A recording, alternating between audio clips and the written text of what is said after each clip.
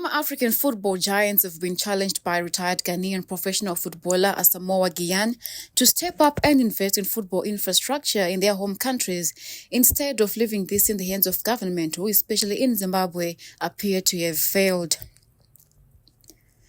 Gyan, who has been exposed to top-flight football in Europe after playing soccer in the streets of Ghana, spoke to journalists moment after he met with Health Minister Douglas Mombeshora. I think the issue is more about infrastructure, to have more stadiums, to have more academies, to have more equipment that in terms of football that we can use. That is what is leaving us behind. And at the heart of sporting success should be a massive investment in training and other supportive structures, which Gyan said should be provided through funding by former stars. For me, I think the grassroots is very, very important. We have to start from the grassroots and have patience and then build the grassroots to that level. Our time, we didn't get the opportunity. We were playing from the street. We were just playing, and then we had the opportunity. But I think in this generation that we have, I think we need more infrastructure. What is happening in Europe and the Western world and everything. So infrastructure is more important, and that is why we are here, and that is what we are trying to do to help Africa.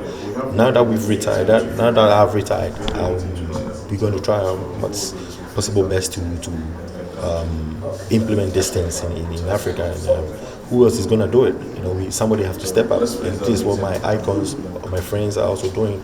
And I'm sure it's gonna help Africa a lot. Africa has struggled to make the cut at the highest level of sports, owing to lack of investment in sporting facilities and knowledge by their governments. In the face of that lack of investment, Gyan called on former football greats to invest and boost sporting excellency in their own nations. He employed the former greats to use their brands to front investments into sport and business back home. Yes, it's a very, very good question. Using our links and also being legit, because we have our careers all over the world. A lot of people know us, so we can use our links being legit, because it boosts the confidence of the country when they see icons, representing a lot of companies to invest. It makes it legit, because at the end of the day, our name is also in there. Everybody, our name is at risk. So using icons is I think is the best way to go, because we are legit and people trust us. So we don't want to miss our trust. So we have to do the legit thing to make sure everybody benefits from it. The retired footballer met with the Minister of Health and said that in the meeting they discussed investment opportunities and youth empowerment using his links to invest in the country. We discussed about how to explore investments in the country and opportunities in the country to empower the youth also in the country.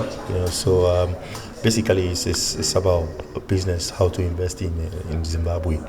And me being the icon, I feel like I can use my links and my opportunities to come invest in Zimbabwe. So we discussed a lot of things involving even the health sector and even the whole country as a whole. Immunization of all the diseases, about the pandemic, what happened, and all the killer diseases that is happening in the whole world, not only in Zimbabwe. But we feel like we're taking it step by step, because coming to Zimbabwe, we felt like Zimbabwe is a land of opportunity that a lot of investors can invest in the country, because honestly, I just feel at home already, and I'm loving the country. Gyan has been in Zimbabwe and in his own capacity to see how he can make himself useful in Zimbabwe. The football legend was welcomed to feel at home as he was welcomed with Zig nods. I need you to hold it. Wow. Do the power thing and hold it. Sing. Oh, wow.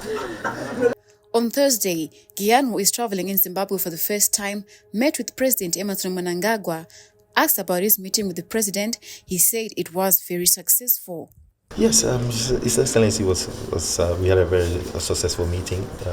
As I said, I also represent the youth, and I told him what I can do to help the youth in this country, and he was really, really happy because the youth are our future, and he agreed on that, and everybody agrees on that, that the youth are the future of of the world now, not only in Zimbabwe, a lot of Africa. So we had a lot of plans, and he was very, very happy. And honestly, we came out to the conclusion if there is something to do to help the youth, we can even come to Zimbabwe and then do whatever we want to do. So we had a very, very successful meeting, and honestly, I'm very, very happy to be here.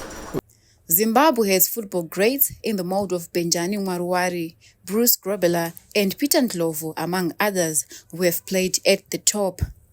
Gyan's calls come at a time Zimbabwe's sporting facilities are in a sorry state, with the Confederation of African Football having condemned all local sporting facilities, including the National Sports Stadium and Rufaro Stadium, as unsuitable to host international football matches.